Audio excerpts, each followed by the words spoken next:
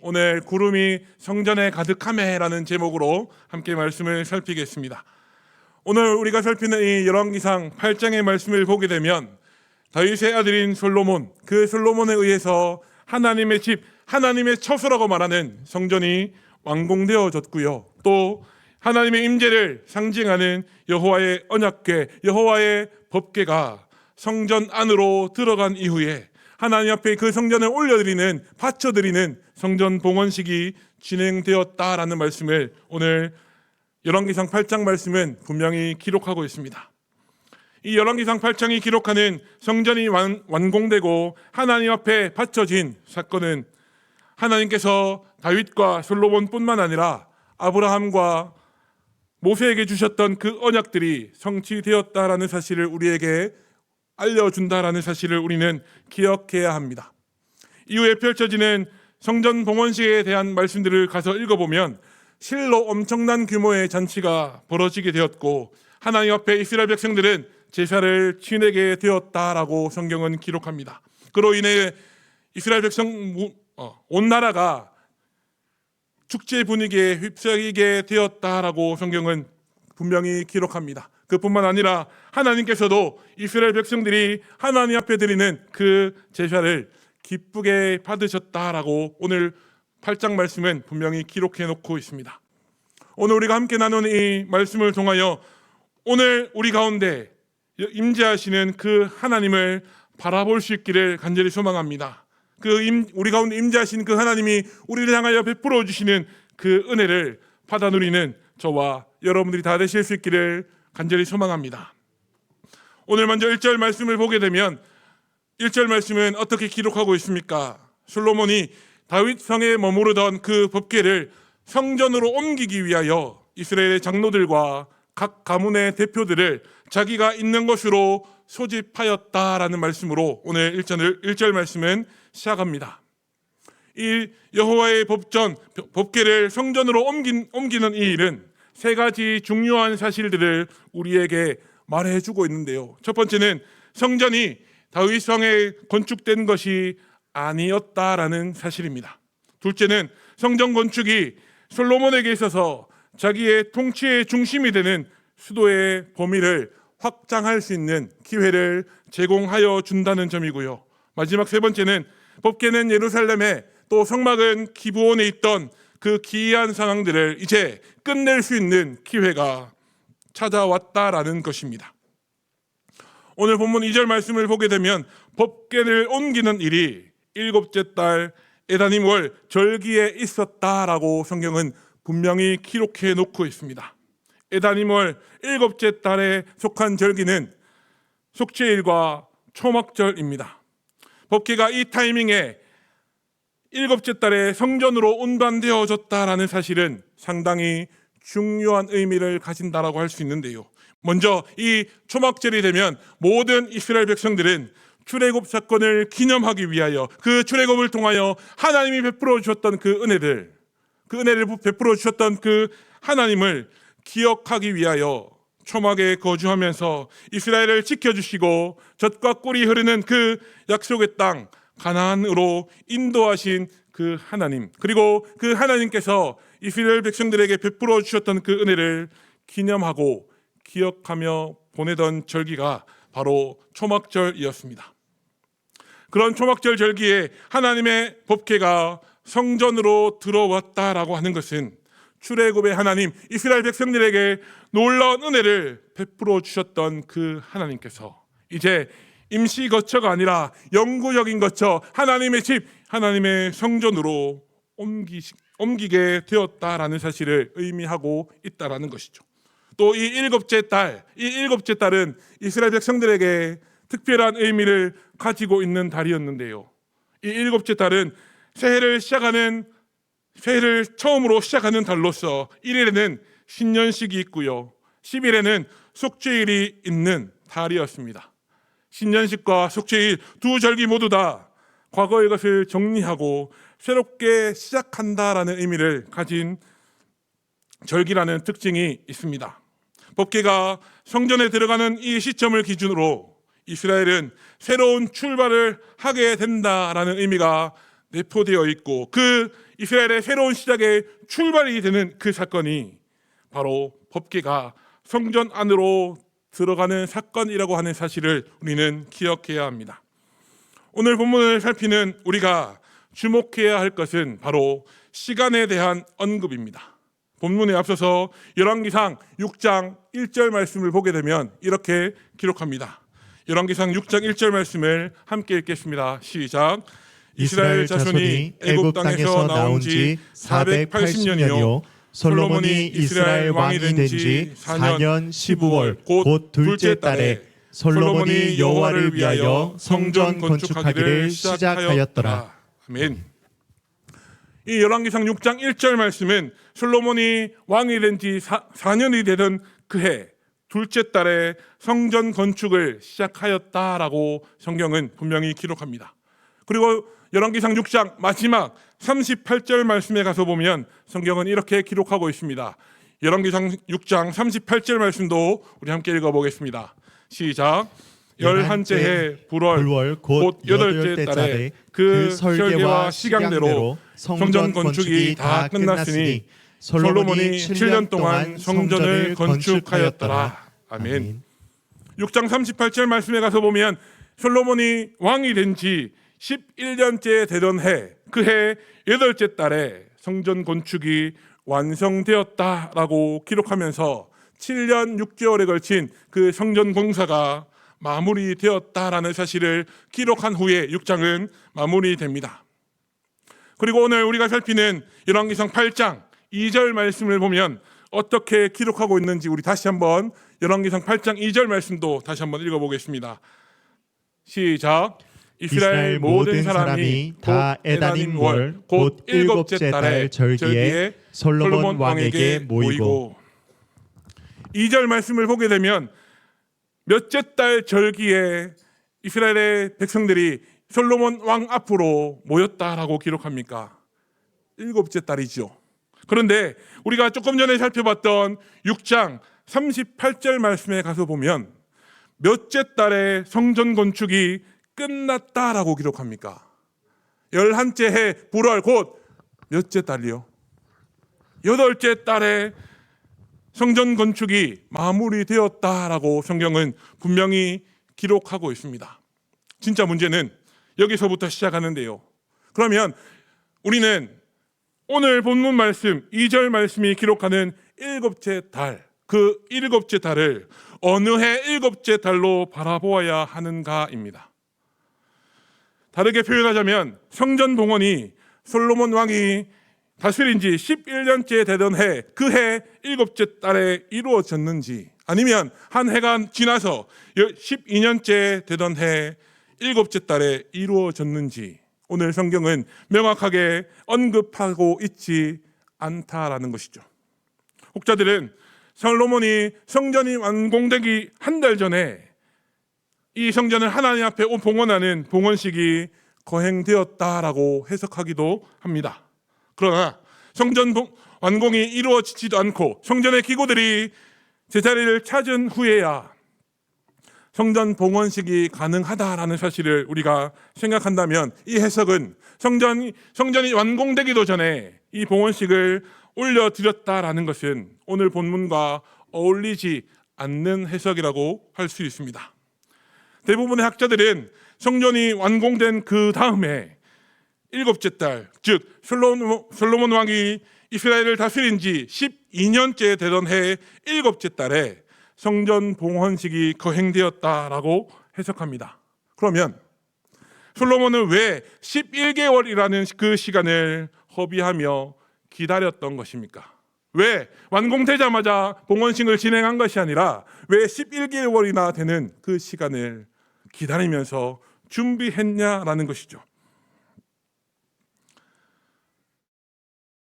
그 11개월에 대한 시간을 설명하기 위하여 우리는 7장으로 넘어가 봐야 하는데요. 7장 말씀에 가서 보면 철공일 이들을 진행하였다라는 말씀들이 기록되어 있습니다. 학자들은 이 철공일들을 하기 위하여 성전의 철이 들어가는 일들을 진행하고 마무리하기 위하여 이 11개월이라는 시간이 필요할 것으로 추측하고 있습니다. 뿐만 아니라 성전이 가지는 그 중요성이라는 것을 감안한다면 11개월을 기다렸다가 헌당식을 거행하는 것이 어쩌면 당연한 것으로 보일 수도 있습니다. 왜 그렇습니까? 성전이 봉헌된다라는 것은요, 단순히 한 건물이 하나님 앞에 바쳐진다라는 그 의미 이상의 의미를 가지고 있기 때문입니다. 성전이 봉헌된다라고 하는 것은 이스라엘 민족의 새로운 출발을 상징하는 것이기 때문에 솔로몬은 성전이 완성되고 11개월이라는 그 시간을 기다렸다가 앞서 우리가 살펴보는 것처럼 신년이 시작되는 7째 날에 봉헌식을 거행하였다라고 학자들은 보고 있다라는 것입니다. 그리고 다시 본문으로 돌아와서 이스라엘 지도자들이 솔로몬 왕 앞에 모여서 제사장들과 레위 사람들이 법궤와 성전의 기구들을 성전 안으로 옮겼다라고 오늘 말씀은 분명히 기록하고 있습니다.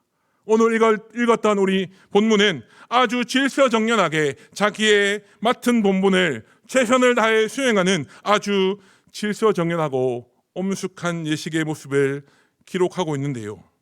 잘 생각해 보면 이 제사장들은 매우 위험천만한 일들을 지금 진행하고 있다라는 사실을 우리는 깨닫게 됩니다. 하나님께 드리는 그 제사를 주관하던 그 제사장들이 하나님의 임재를 상징하는 그 법궤를 하나님의 성전 안으로, 하나님의 집, 하나님의 처소 안으로 옮기는 것이 왜 그렇게 위험하고 무서운 일이라고 말하고 있는 것입니까? 우리가 사무엘하 6장의 말씀에 가서 보는 우사의 사건, 하나님의 허락 없이 하나님의 궤, 그 언약궤를 붙들었던 우사가 그 자리에서 즉사했던 그 사건을 통해 보는 것처럼 좋은 뜻에서 좋은 마음으로 하나님께 성전을 봉헌한다는 그 뜻을 가지고 선한 마음으로 그 하나님의 법궤를 옮기다가 뭔가 한 가지라도 잘못해서 하나님의 분노를 사게 된다면 그 자리에서 바로 생명을 잃을 수도 있기 때문에 제사장들은 지금 생각해보면 위험천만한 일을 진행하고 있다라는 것입니다. 이 말씀을 대하는 우리는요, 두 가지 긴장감에 빠져들게 됩니다. 첫 번째로는 과연 그 법궤를 옮기는 것이 아무런 사고 없이 잘 끝나게 될까라는 의문이고요. 또 두 번째는 여호와 하나님께서 이스라엘 백성들이 지어 봉헌하는 그 여호와 하나님의 새 집, 그 새 성전을 마음에 들어 하실까라는 의문이었습니다. 오늘 본문의 말씀을 읽는 우리는 오늘 말씀을 읽어 내려가면서 묘한 긴장감을 가지고 조마조마한 마음을 가지고 오늘 본문의 말씀을 읽어 내려가게 됩니다. 그리고 마침내 6절 말씀에 가서 보면 아무런 사고 없이 하나님의 법궤가 성전에 안치되어졌다라고 우리는 기록하는 말씀을 보게 됩니다. 비단 법궤뿐만 아니라 성막에서 사용하던 그 물건들조차도 다 성전 안으로, 다 제자리로 옮겨졌다라는 말씀을 우리는 대하게 되죠. 그런데 7절 말씀을 보게 되면 오늘 이 말씀을 기록하고 있는 저자는 거대한 그룹들 밑에 법궤가 놓여졌다라고 기록합니다. 뿐만 아니라 그룹들의 날개가 얼마나 컸는지에 대한 설명을 기록하고 있음을 우리는 보게 됩니다. 뿐만 아니라 8절 말씀에 가서 보면 궤를 운반할 때 사용했던 그 두 막대는 그 끝이 지성소의 정면에 있는 성소에서도 보였다라고 기록하면서 오늘날까지 이 막대들이 그곳에 놓여 있다라고 분명히 기록해 놓고 있습니다. 7절과 8절 말씀은 우리에게 무엇을 말하고 있는 것입니까? 오늘 이 말씀을 기록하는 저자, 오늘 이 말씀을 기록하는 하나님의 말씀 성경의 관심은 법궤를 제외한 다른 물건들에 가 있는 것이 아니라 오직 법궤에만 그 관심이 쏠려 있다. 그 관심이 오롯이 법궤에만 맞춰져 있다라는 것을 우리는 말씀을 통하여 보게 됩니다. 그리고 9절 말씀에 가서 보면 여호와의 법궤 안에 두 돌판, 모세가 호렙산에서 받은 그 두 돌판 외에는 아무것도 없었다라고 기록하고 있죠.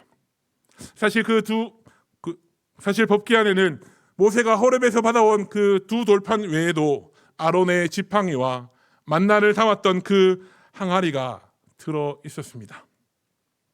하나님이 베풀어 주신 그 은혜를 기억하기 위하여 법궤안에 넣어두었던 그 물건들이 9절 말씀은 어느새 사라져 버렸다라고 성경은 분명히 말하고 있다는 겁니다. 그러면 법궤안에 있던 그 물건들, 아론의 지팡이와 만나를 담은 그 항아리가 도대체 왜 무슨 이유로 사라져 버린 것입니까? 성경이 명확하게 기록하고 있지는 않습니다만은 학자들은 이스라엘의 백성들이 아론의 지팡이와 만나를 담은 그 항아리를 신성시했기 때문에 파괴했다라고 추측하고 있습니다. 이 얘기를 다르게 표현하면 하나님의 능력과 하나님이 이스라엘 백성들에게 베풀어 주셨던 그 은혜들을 기억하게 하는 그 도구들, 아론의 지팡이와 만나를 담았던 그 항아리가 도리어 하나님이 받으셔야 할 그 영광을 가로채 버렸다라는 겁니다. 그 결과로 인하여 아론의 지팡이와 만나를 담은 그 항아리를 파괴해 버렸다라고 추측하고 있다는 겁니다.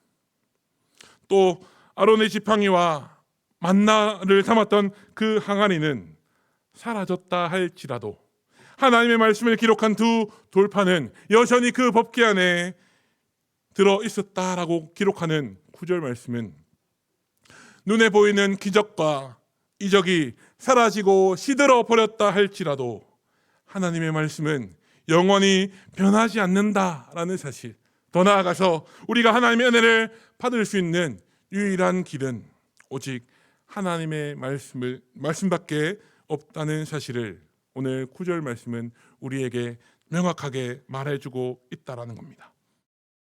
이어지는 10절 말씀에 가서 보면 제사장들이 법궤를 성전 안으로 옮긴 이후에 여호와의 영광을 상징하는 그 구름들이 여호와의 성전에 가득하였다라고 성경은 분명히 말하고 있습니다.